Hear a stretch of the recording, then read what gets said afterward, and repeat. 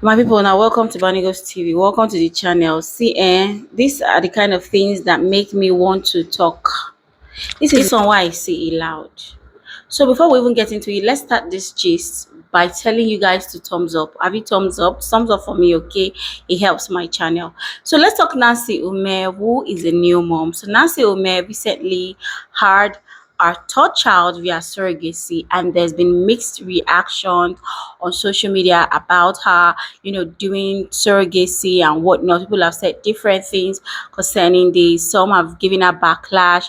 As a matter of fact, I have some concerns, okay, not concerns, okay, but I have some questions that left me wondering what is actually going on here.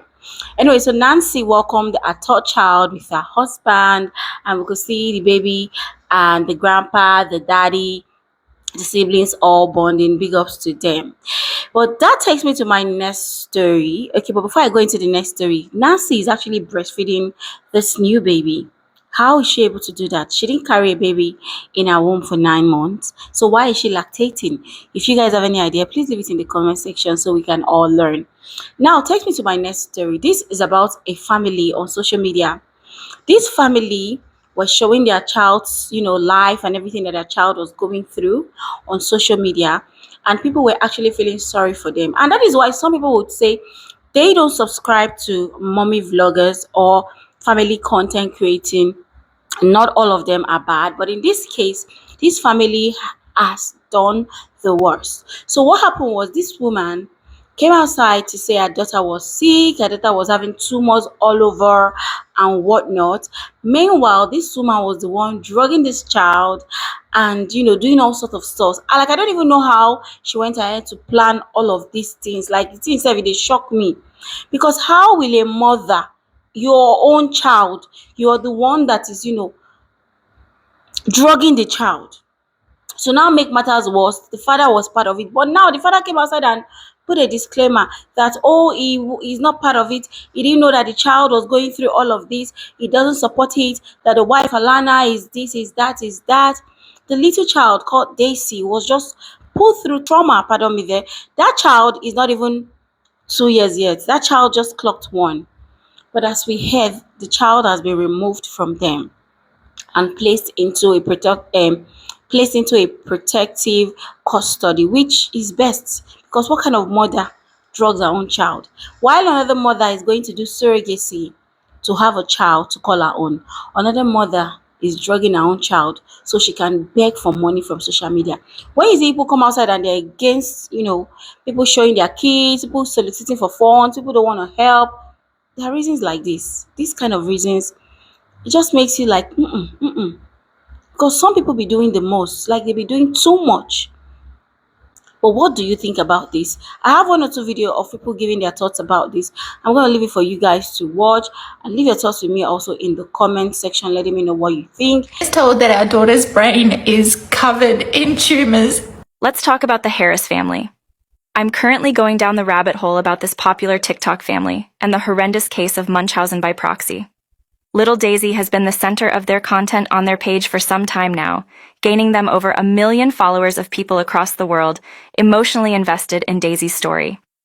It began with her having multiple seizures a day, nodding in and out of consciousness, to eventually being told that she had tuberous sclerosis and had multiple tumors in her brain causing these issues.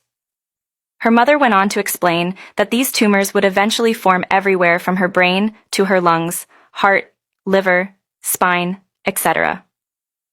Daisy eventually was not only experiencing multiple seizures throughout the day, but also sleeping about 18 hours a day, according to her mother, Alana. This quickly transitioned into her going into cardiac arrest multiple times. Daisy has had to undergo multiple brain surgeries, all while being documented by her mother for content. As more and more people were becoming invested in Daisy's story and gaining more followers, some of Daisy's nurses came across the Harris family page, and it began to set off some huge red flags. It has now come out that Daisy's mom has been poisoning Daisy and drugging her into the paralyzed state she's been experiencing, which has also allegedly been the reason for not only the seizures, but also the episodes of cardiac arrest. This is a developing story. Come back for part 2, because allegedly Daisy's father is now missing. Date in the Alana Harris family allegations. There are a lot of unanswered questions amongst the allegations that Alana Harris has been drugging her daughter Daisy, causing her to experience seizures, cardiac arrest, and periods of unconsciousness, resulting in multiple brain surgeries. I'm finding out more details as I continue to dig, and here are some of the answers I found. The brain surgeries were not because the doctors had found tumors, but were considered to be exploratory, because of all Daisy's symptoms that we now know were induced by Alana drugging her. When Daisy's nurses discovered Alana's TikTok where she was speaking about the tumors and claims that Daisy was placed on palliative care, they immediately knew something was off, since neither were the truth. The hospital then decided to run a tox screen on baby Daisy, and it came back that she had high levels of benzodiazepines, also known as Valium. This discovery solved the mystery of Daisy's fake illnesses. Daisy was immediately removed from her parents' care and placed into protective custody. Since being in protective custody, Daisy has been thriving. She has been awake, alert, sitting up and eating just like an average 1-year-old, and far from the state that has been documented by her mother Alana throughout the last few months on social media. Brock and Alana's other children have been removed from their custody as well and are currently staying with family. It was previously reported by Brock's family that Brock was missing after he took to social media to explain what has been happening and claiming that he had no idea that any of this was going on. Fortunately, since then, he has posted that he apologizes for worrying anyone and that he is safe and headed back to sort everything out. I'm not sure how he wouldn't have known, and it seems like the internet is extremely torn on their opinions when it comes to that part. I'll continue to dig and keep you updated. What are your thoughts? We were just told that our daughter's brain is covered in tumors. My baby girl, she's so little. And she is riddled with tumors. She has benign, which is an amazing part of the story, tumors all over her body. They said, don't be alarmed because she will have them in her heart, her kidneys, her lungs, her nerves, her spinal cord, her eyes.